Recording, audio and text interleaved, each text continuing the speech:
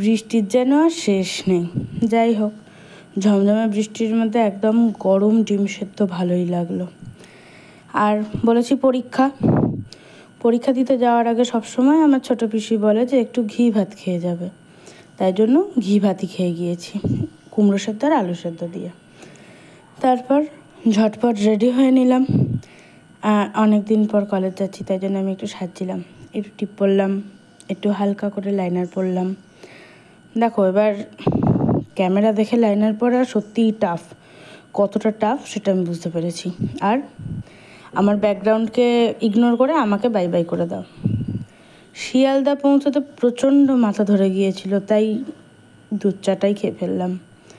তারপর শিয়ালদা স্টেশন, তারপরে আর কোনো ক্লিপিং না, ডাইরেক্ট পরীক্ষার পরে লাঞ্চটা করেছিলাম মিলেট।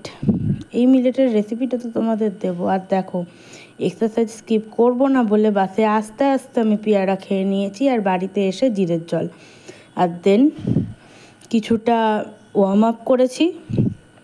মোটামুটি যেগুলো আমি ছোটো থেকে জানি, নাচ শিখতাম তো নাচের ক্লাসেও কিছু ওয়ার্ম আপ আমি দেখেছি, সেগুলো করেছি।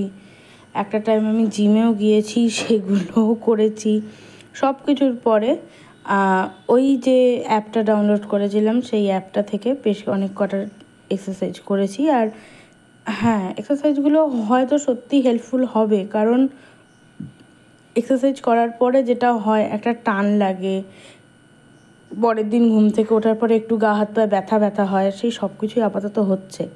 তো যাই হোক, এক্সারসাইজের পরে আমার আজকের অবস্থাটা এইটা।